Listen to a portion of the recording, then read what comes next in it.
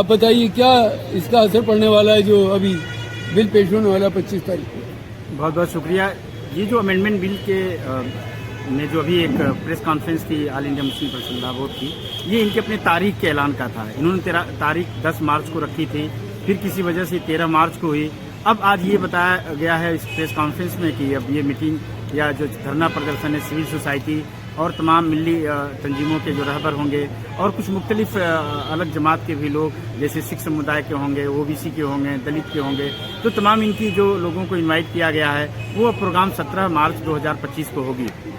जो amendment bill के मुतल्लिक जो आपका सवाल है उसमें जो 44 अमेंडमेंट जो शुरू में थे सरकार ने एज इट इज उसको इम्प्लीमेंट किया है और फर्दर वर्ड इस्तेमाल किया उस बिल अमेंडमेंट में कि 14 और उसमें एडिशनल डाला है। तो 14 और एडिशनल जो है वो टीडीपी और जो आरजेडी के या नीतीश कुमार के जो पार्टी के लोग हैं उन्होंने इंडोर्स किया है। तो तमाम ये सब देखेंगे कि अब बिल की जो नवैयत है वो काफ़ी इंस्टेंजेंट है, उसमें कोई ऐसी सहूलियत नहीं दी गई है जो वफ़ के सेफ्टी सिक्योरिटी की है। और इसमें ख़ास तौर से ये बात देखने की है कि जितनी वफ़ के हिफाजत के लिए बिल के और उसके डेवलपमेंट पे जो फोकस था उसमें सरकार ने कोई रियायत नहीं अपनाई है। मिसाल के तौर पे वफ़ के इंक्रोचमेंट फ्री करने के लिए जो सेक्शन 52, 51, 54 में जो सहूलियत पहले मुहैया थी उसको भी स्ट्रिंजेंट नहीं किया, उसमें भी पनिशेबल ऑफेंस नहीं बनाया, उसको भी रिलैक्स किया। साथ ही साथ उसमें जो ट्रिब्यूनल के जो पावर थे, अख्तियारात थे, वो फाइनल डिसीजन नहीं होंगे। लिमिटेशन एक्ट को भी लाया गया है, लागू किया गया है। और जो इसमें जो वक्फ प्रॉपर्टी के रजिस्ट्रेशन की जो प्रक्रिया है वो तवील और थकाने वाली होगी। अब इस बिल में एक ख़ास बात है कि 5 साल का मुसलमान होगा, इस 5 साल के मुसलमान का सर्टिफिकेट कौन देगा, ये एक बहुत बड़ा क्वेश्चन है। और तमाम चीज़ों को अगर देखेंगे तो ये बिल समाज में अनरेस्ट पैदा करना है।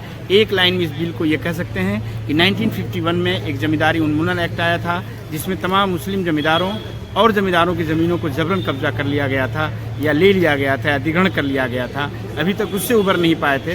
अब ये वक्फ उन्मूलन एक्ट कह सकते हैं आप। अब वक्फ का वजूद जो है ख़तरे में है।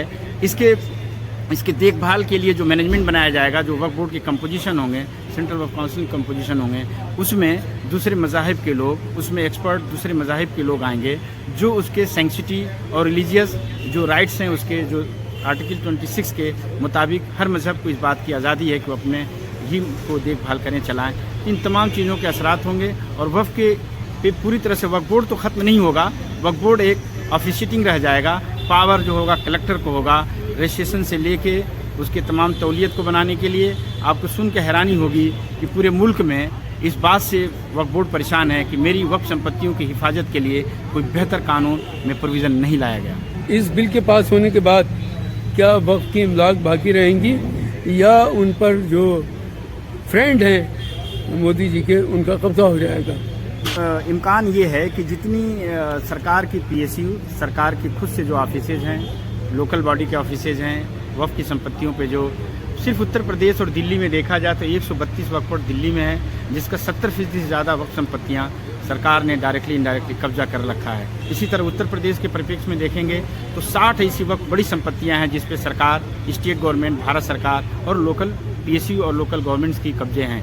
ये खाली नहीं हो पाएंगी। इसका जो राइट होगा ये डीएम का अख्तियार होगा कि वो इसको जांच पड़ताल करके और उसको अपने सरकारी लैंड में ट्रांसफ़र कर सकता है। डिस्प्यूट के केस में ये भी अख्तियार नहीं होगा वक्फ बोर्ड को और मुतवल्ली को कि वो बगैर डीएम के परमिशन का आगे बढ़े। जो सबसे बड़ा नुकसान है वो ये है कि कोई भी अब मुतवल्ली हो सकता है, कोई भी वक्फ बोर्ड का चेयरमैन हो सकता है, कोई भी सेंट्रल वक्फ काउंसिल का मेंबर हो सकता है। यानी जहाँ 23 कंपोजिशन थे मेंबरों की, उसमें नॉमिनेशन के जरिए किसी भी धर्म मजहब पंथ के मानने वाले लोगों का उसमें रिप्रेजेंटेशन होगा। यानी सीओ से लेकर और मेंबर तक इसकी कोई पाबंदी नहीं है। इसकी वजह समझना होगा। इसके पीछे वजह यह है कि जो नए भारत की तस्वीर है वक्फ बोर्ड की भी उसमें शामिल है। तो जो ये वक्फ बोर्ड के बारे में जो ख्याल है हमारी मौजूदा सरकार का, नए भारत की उसमें तस्वीर में देखेंगे तो ये मुस्लिम मुक्त राजनीति देखना चाहते हैं, ये मुस्लिम मुक्त जो है प्रशासनिक ढांचा देखना चाहते हैं। आपको सुनकर हैरानी होगी कि कई स्टेट में इनके एमपी जहां बीजेपी रूल स्टेट गवर्नमेंट हैं वहां पे असेंबली में या पार्लियामेंट में मुसलमान रिप्रेजेंटेशन नहीं है, तो वो चेंज करना ही था। तो अगर इस तरह चेंज नहीं किया जाता तो इसमें कई सालों से पंजाब में या कई मुख्तलिफ स्टेट में जो उनके स्टेट बोर्ड में, वक्फ बोर्ड में जो उनके रिप्रेजेंटेशन था वो नहीं होना था, लेकिन इसको दूसरे तरीके से करके लाया जा रहा है। उसको इस तरह से करके लाया जा रहा है कि जैसे उसमें गरीब का विकास होगा। गरीब का विकास कैसे होगा जब वक्फ संपत्तियां सुरक्षित नहीं होंगी, लेखा जोखा ट्रांसपेरेंट नहीं होगा। लेखा जोखा ट्रांसपेरेंट के लिए 40% से ज़्यादा प्राइवेट सरकार के मातहत लोगों ने कब्जा किया है। जो उनके हर सरकार, देखिए सरकार का रंग रोगन एक होता है, जो मिल्लत के जो रहबर होते हैं, जो रसूख वाले होते हैं, हमेशा उन पे सरपरस्ती होती है। तो ज़मीनें उनके पास हैं। ज़मीन हैदराबाद से लेके लखनऊ, पटना, बिहार, कर्नाटका, बंगलौर, महाराष्ट्र में ज़मीनें सरकार या तो रसूखदार के पास है। आवाम, गरीब और मुसलमान का इस वक्त से कोई भला नहीं होने वाला है, सिर्फ इसके लिए कि एक दिलासा है कि गरीबों का भला होगा, बहन बेटियों का भला होगा और पिछड़ों का भला होगा। पिछड़ों और गरीबों और जो मुफलिस लोगों के लिए वक्फ किया गया था, और इस वक्फ संपत्ति का मकसद यही था कि तमाम उन लोगों को फ़ायदा हो जो उस वक्त के साहब हैसियत थे। वक्फ अल्लाह के नाम पे किया गया था कि जो ज़रूरतमंद थे उनको फ़ायदा हो। उन फ़ायदे के लिए ज़रूरी है कि चुस्त दुरुस्त मैनेजमेंट लाया जाए। तो सरकार के पास अभी ऑप्शन है, अभी पार्लियामेंट में बिल ज़ेरे बहस है और रखी जाएगी, उसमें देखा जाए क्या होता है। सर, मेरा आपसे आखिरी सवाल यह है कि इस अमेंडमेंट को कहाँ कहाँ चैलेंज किया जा सकता है?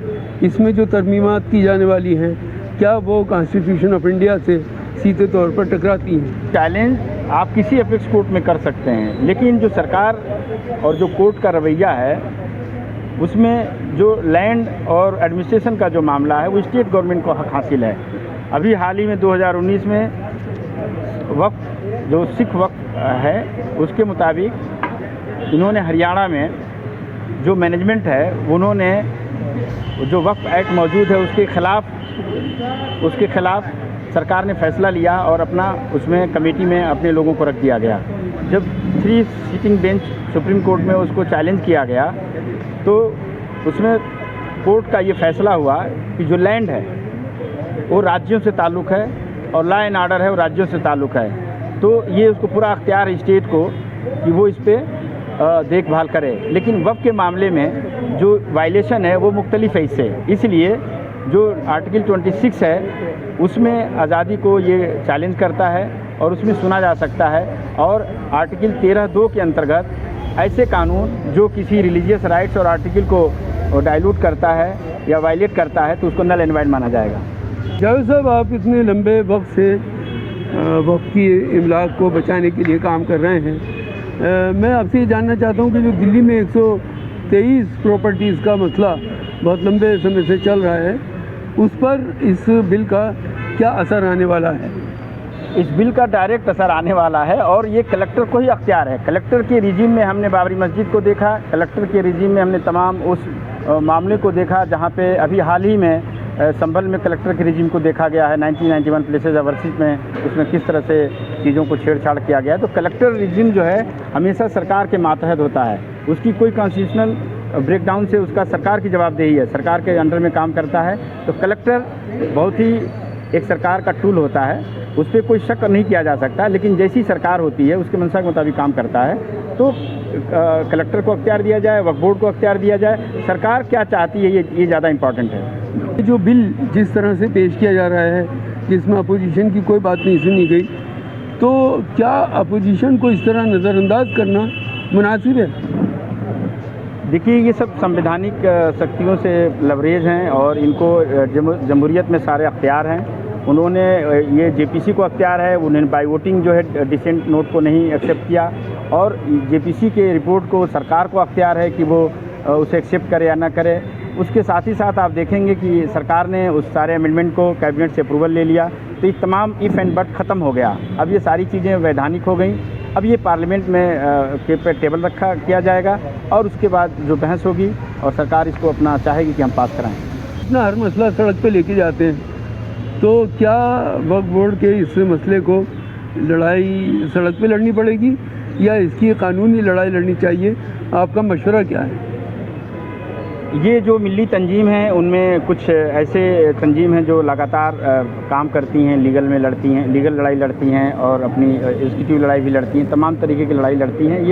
ये लड़ाई जो है जाहिर सी बात है संवैधानिक है, तो ये लड़ाई कोर्ट में लड़ी जाएगी रोड पे भी लड़ी जाएगी, जैसा भी किसान बिल में हुआ, NRC हुआ है, तो तमाम सरकार के एग्जाम्पल 10 साल में अवेलेबल हैं और ये जो इनकी लीडरशिप है मिली रहनुमाओं की तंजीम की, वो जैसा चाहेंगे वो करेंगे।